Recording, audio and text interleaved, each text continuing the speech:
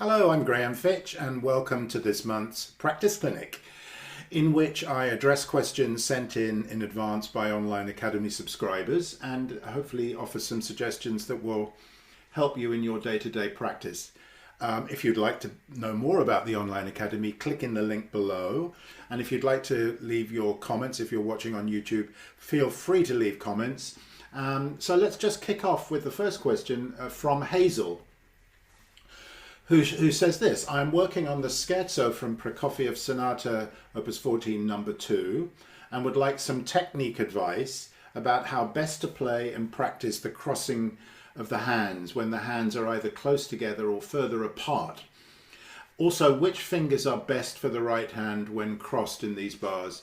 And Hazel also requests some general technique advice on how to play the staccato notes to achieve the character of this piece. Great. Okay, so if we look at it, let me just slow it down a little bit so you can all see what's going on. We've got here a kind of theme in the top, if you will. If you had to whistle the tune, a little motif at the beginning, which is played with a mixture of right and left hand. So let me slow it down. It's supposed to be about this speed. Quite a lot of crossings and activity, which we need to be very, very clear on. So if I first of all start with my left hand, which plays not only the notes in the bass stave, but some of the notes in the treble stave. If I've got a pulse going, I'd need to decide exactly where my release point for these notes would be. And then when I decide to move, when I'm ready to move, I want to build in reflexes for a very fast crossing. So it would the practice at the slow tempo might look like this. Move and cover.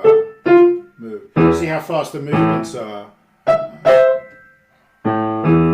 That particular pair is slurred. Now this brings up another issue, which is when we practice like that, we are thinking about moving fast. When we perform, when we play, we allow those movements to happen organically. We don't need to give them any thought because the thought has gone in during the practice.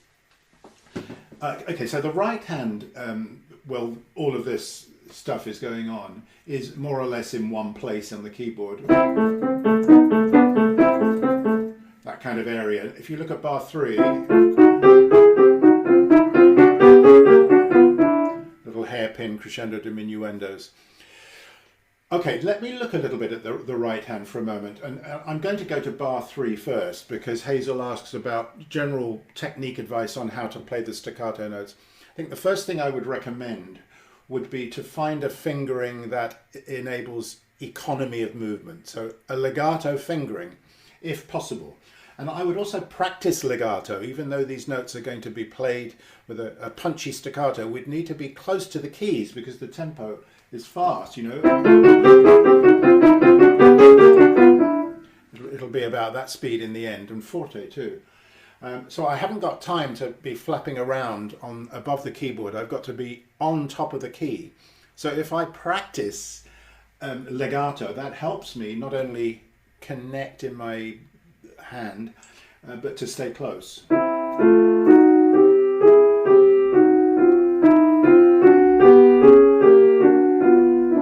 And that's very comfortable, but the preliminary kind of practice that you'd want to do for that could involve just separating out the two lines. So if you think of the right hand as soprano, alto, whatever instruments you might want. I'm using the fingering that I'm going to end up using, and the bottom line.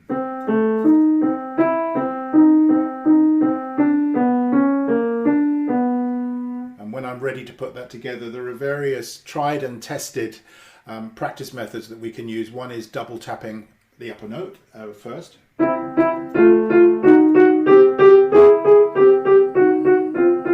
And so on, and then follow that up with a little bit of double tapping the lower note. I could do that also with the staccato. Harder, that's more challenging. Then I could break the thirds up, or they're not always thirds, some of them are sixths, but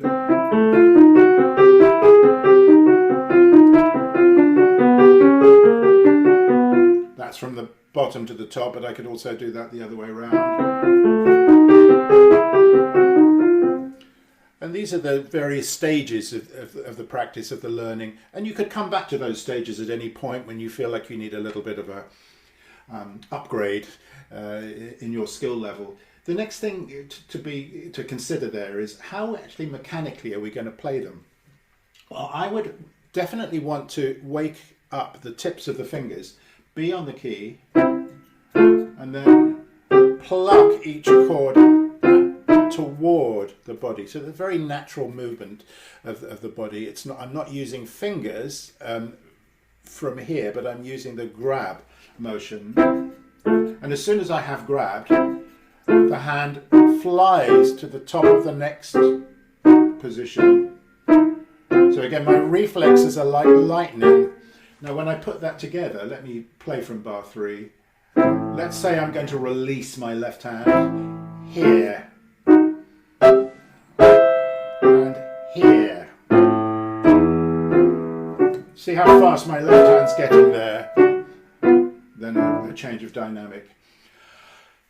Another thing important is just the general position of the torso, the body. Now, I've talked about this quite often, but we've got 2 sitting bones on which we comfortably rest and balance, which is why we need to be right on the front of our stool so we can really feel that balance. If I'm sitting too far back and I try and move across or this way, my body is very sluggish because I'm in a kind of passive position. So I need to make sure that I'm nicely balanced on the 2 sit bones and that I can move on those sit bones. So bar 3, I would start off in normal position, if you will, balanced position. But I find myself already moving across to make that position comfortable in the body. I don't want to be leaning like this. Also, I like to use a fingering that reduces that distance. So perhaps I could use a 2 and a 4. Because if you look at it, if I use a thumb, I'm going to have to move further to get the thumb on the keyboard. But 2 and a 4 means I have to move just that little bit less. However, in bar 4, I'm really faced with no alternative but to use a thumb. So I'm going to have to move a little bit more in this bar. Now, bar 7, we've got a similar kind of situation. So we don't need to look at that now. Bars 9, 10, 11 and 12. Okay, so right hand. There's quite a lot going on there. You'd want to do all sorts of sensible practice on this. Let me just show you something that I like to do for chords. These are 3-note chords here. Let's take the top note of each chord just by itself as a line. So I'm going to do it slower, and I'm making sure that I'm using the fingering, which is most of the time 5. That can be a 4, and that's a 4 at the end. Now if I would then take my second note down, the middle note, and so on, now I have to really think. That's an interesting exercise to be able to practice that and to be able to play that finger or that line by itself fluently at the speed with the fingering that I'm going to use. I then do the same for the lower line, organising my hand to be comfortable. Then I can put those lines together in combination. So the top 2, the bottom 2. How about the top and the bottom, missing out the middle? How about this? Play the middle note first.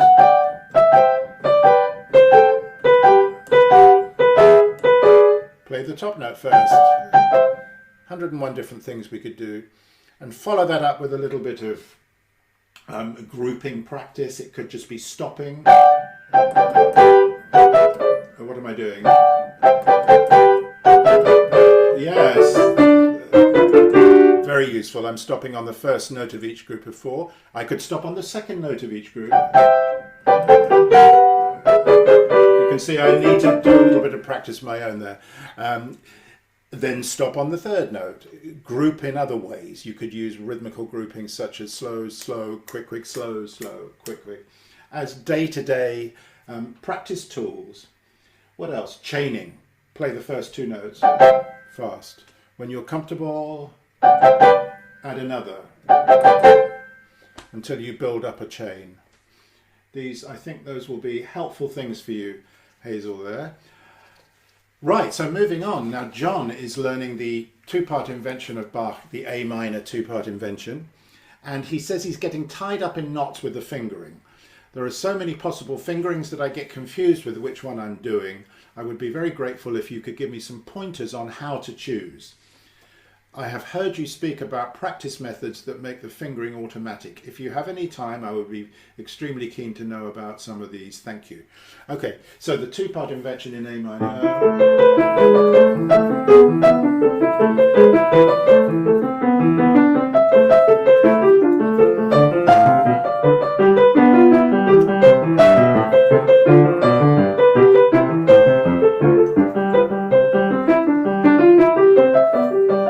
So exhilarating to play, that rhythmical springiness, but it does need a little bit of organisation.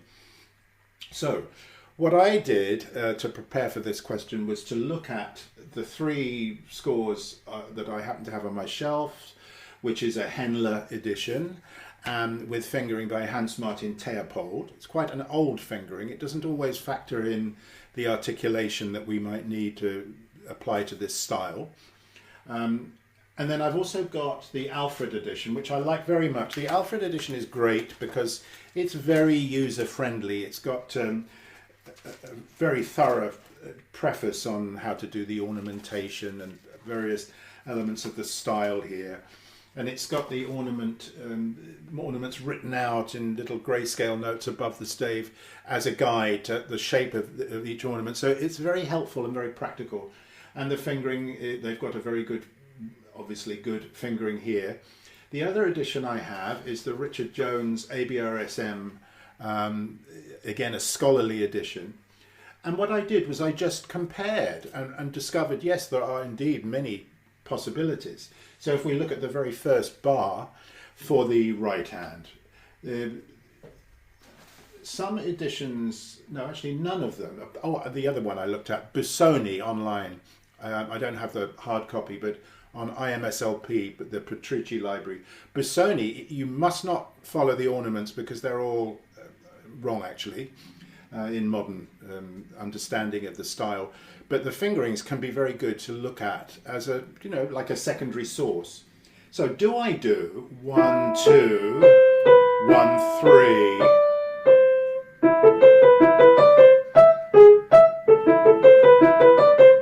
quite possible.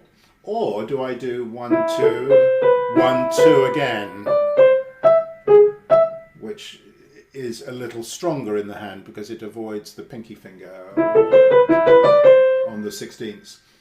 If I do the 1, 2 here, I have to move behind, so I'm behind the fingers. I don't want to have any stretchy stuff going on, not this. You see how I just didn't move? That's going to make me tight. Move.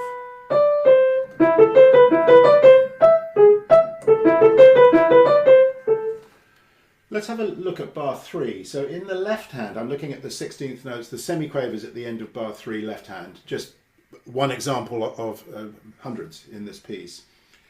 Which is this, the Richard Jones edition suggests a thumb here and again here.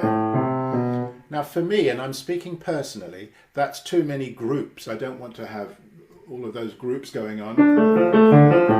Too much busyness in the hand. So I think if I could reduce the number of notes per group, I'd be more comfortable. 1, 3. So do I do 5, 4, 5 at the end, or do I do 5, 3, 4? Well, the only way to be absolutely sure is to experiment with both of them. Now what I like to do with fingering is to alternate fingering 1 with fingering 2. 1, 2, 1, 2. And what will happen, if I alternate one after the other, I'll show you. What am I looking at? I'm looking at the wrong thing here. Let me go to my Händler. And that's with a 5, 3, 4. Now the Alfred. And that's a 5, 4, 5. So I'd swing back and forth. 3, 4, and 4, 5. Now I'm definitely noticing the 4, 5 is just a little bit more effortful. Not impossible, not difficult, but the other one wins for me. And my body decided that. It wasn't my mind, it was my body, from having just alternated between the two. Okay, so how to build that fingering in. First thing to do is to experiment and then write down the fingering. Put pencil fingerings in so that you can, if you need to, change them over the next few days. But once you've ingrained the fingering, do not change it. Don't think 6 months down the line, oh, I wonder what it would feel like if I did this fingering. Unless the fingering is giving you trouble, of course, in which case you might have to adjust it. But generally we want to stick with the fingering that we choose and build it in so that it's automatic. How to get it automatic? Okay, a few things. One is just to put one's attention on that one thing when we practice. So if I'm practicing separate hands, very good idea for the inventions. I can really focus on what one hand is doing. Slow tempo.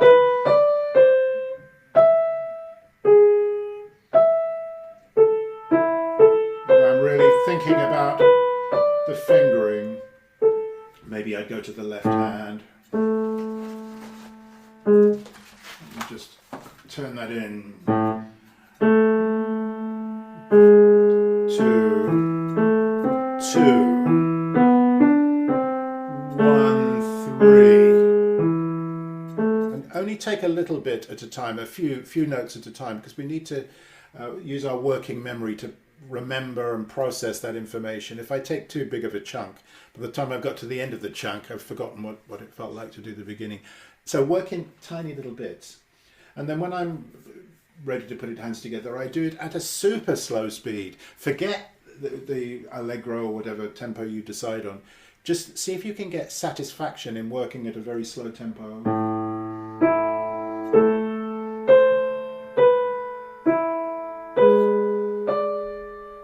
And I might just stop there.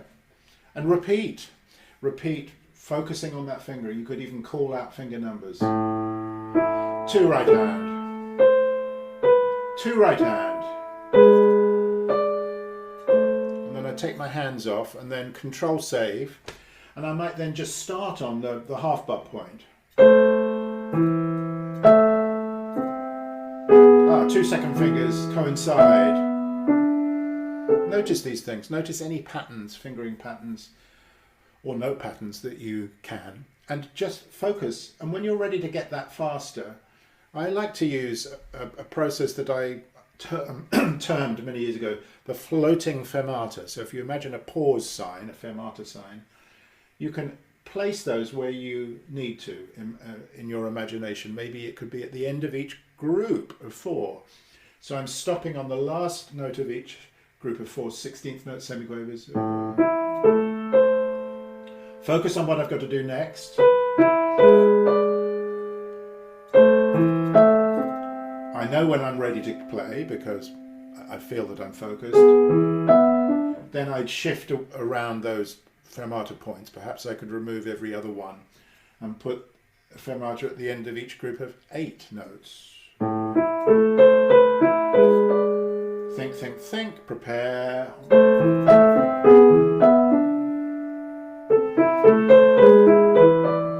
Maybe I'll prefer to stop on the 9th note and restart from that note. 2, 3, 4. 2, 3, 4. Maybe I prefer to have the pause, the silence, measured out. So I play rhythmically.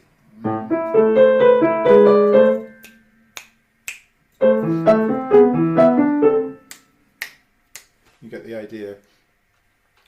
All these things are helpful to automate the fingering so that in the end I don't have to think about it at all. The hands just go. But that's training. I have to train these chimps to do what I want them to do.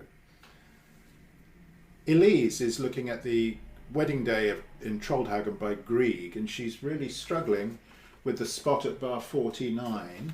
My left hand gets really tight and I can't play at full speed at the fortissimo dynamic.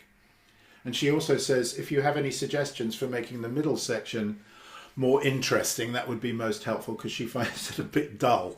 Okay, it's a different mood, isn't it there? Let me get rid of this and come to the Grieg. Okay, so I think we're probably familiar with this lovely imaginative piece, Troldhaugen, the Wedding.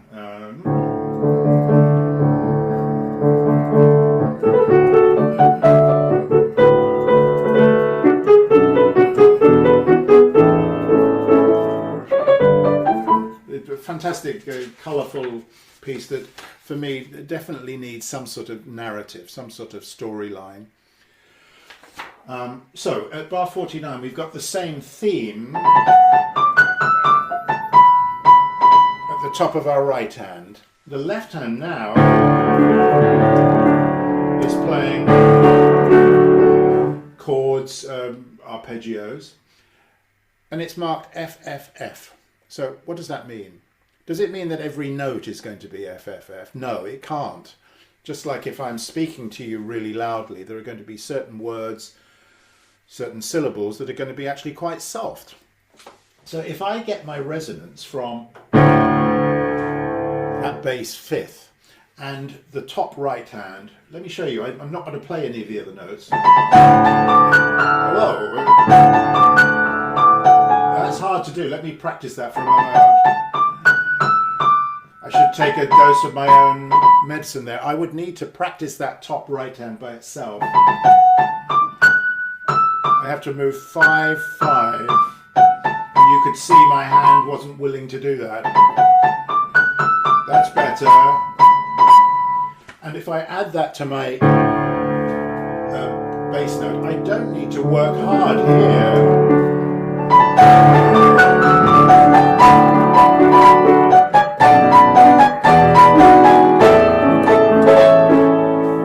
Now you can hear that I would need to do a little bit of practice of my own on that to make that really good, but I think that gives you the idea. This is fortissimo. The pedal is down for 2 bars. This is mezzo piano. Maybe a little bit more juice here. But I don't need to punch those out. Just bask in that resonance. So for the right hand, definitely practice that top by itself.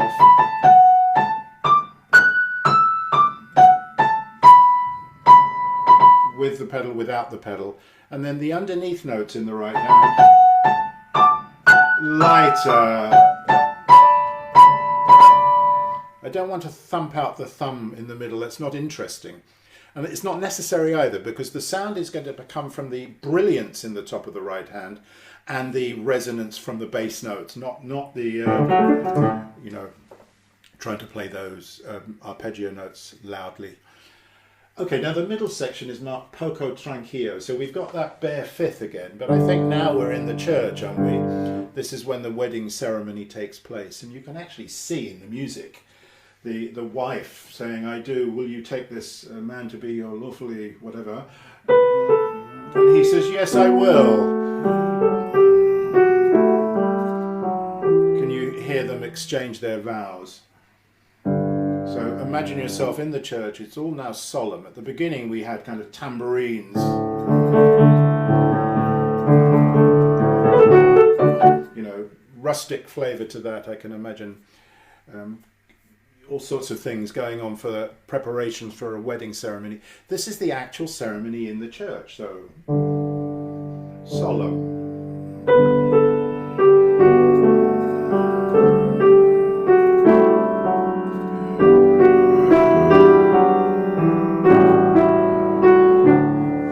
I got there 2 bar phrases.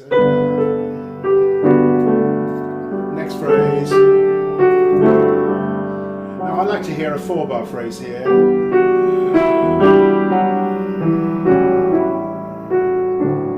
Basically, it just means taking the downbeat stress out of bar 65. So we get 1, 2, 1, 2, 1.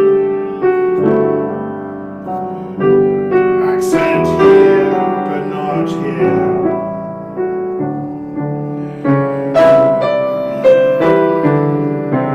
You can feel the emotion.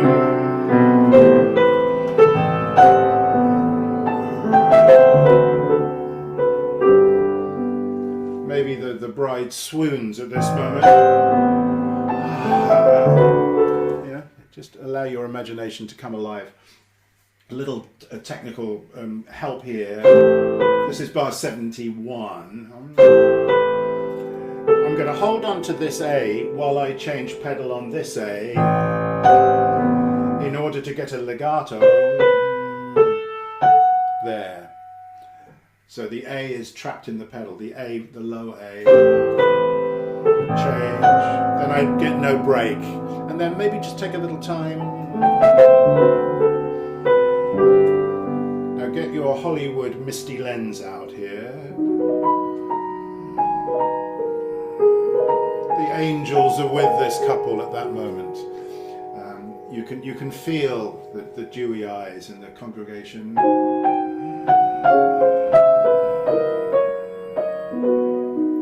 Key change. So maybe the spread, I'm looking at this, the arpeggiated chord in bar 7345. Maybe this spread's going to be slow. Keep the pedal for the 4-bar phrase. And maybe the G major is going to be a little quicker, the spread. You know, you can change the color by these means. Change the mood. Slow spread, faster spread. Or the other way around if you want. Try not to be generic. And then a little bit later on we get the bell. What am I doing? Yeah?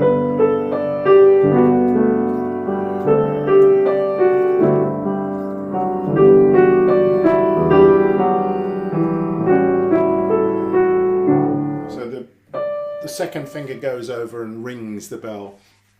I think to get the bell sound we want to just release the key. So we get a nice sharp edge on the sound. That contrasts with the smoothness of that.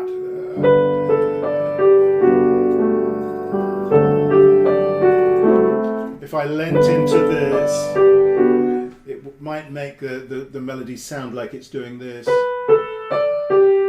which we want to avoid. So just play that a little softer and a little sharper.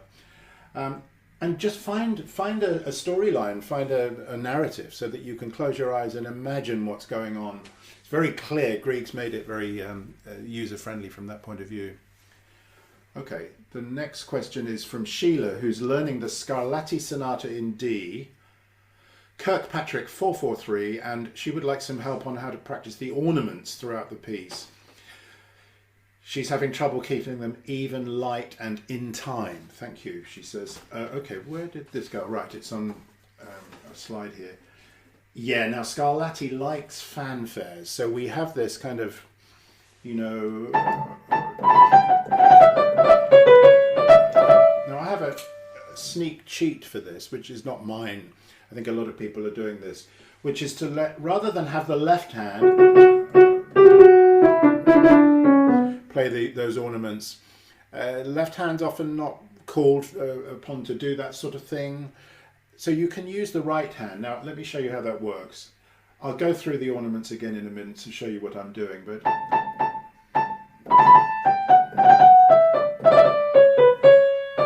left hand and then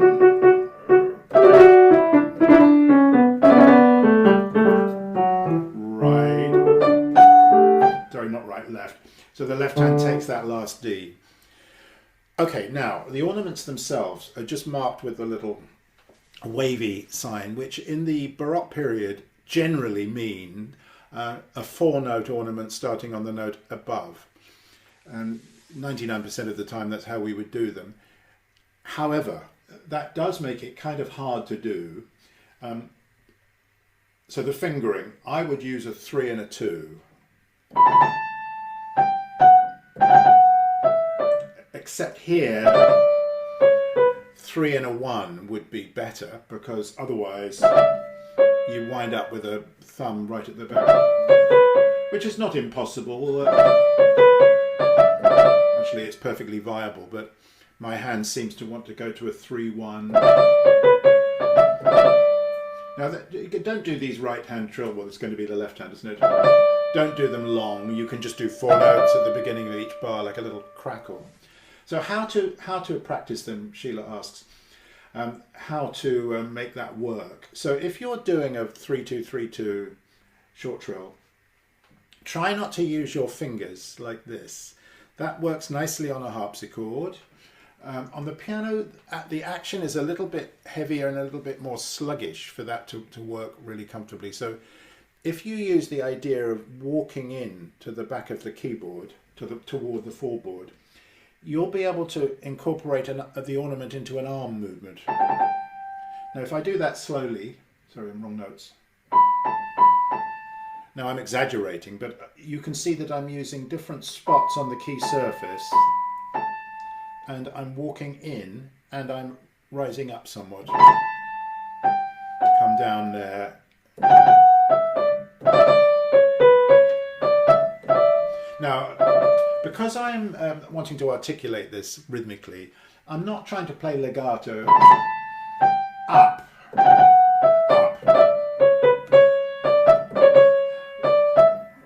So there's a little gap there before each ornament. If you should find that that's too difficult, and I could understand why, it's not an easy job, you could do the 3-note ornament. I researched this by listening to a few recordings on YouTube of celebrated pianists playing. Most of them did the 4-note ornament, but there were a couple that did the 3-note. It's fine. Scarlatti didn't leave us an ornament table, so it's not possible to be 100% sure what he would have expected. But you could do. For me, that's a little less interesting, a little less zingy, but it's a possibility.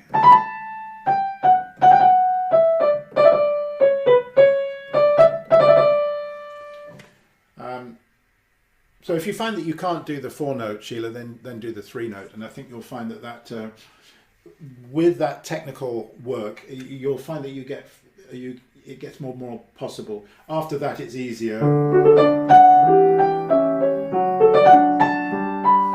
Becomes a little bit more sing-songy, a bit more expressive there, but it's a typical fanfare opening that Scarlatti likes to do. And that brings us to the end of the practice clinic. I hope that was interesting and helpful. So if you are wanting to subscribe to the Online Academy, you can then send me your practice related questions. So thank you so much for watching, and thank you so much for submitting the questions, and I look forward to seeing you next month for the next practice clinic.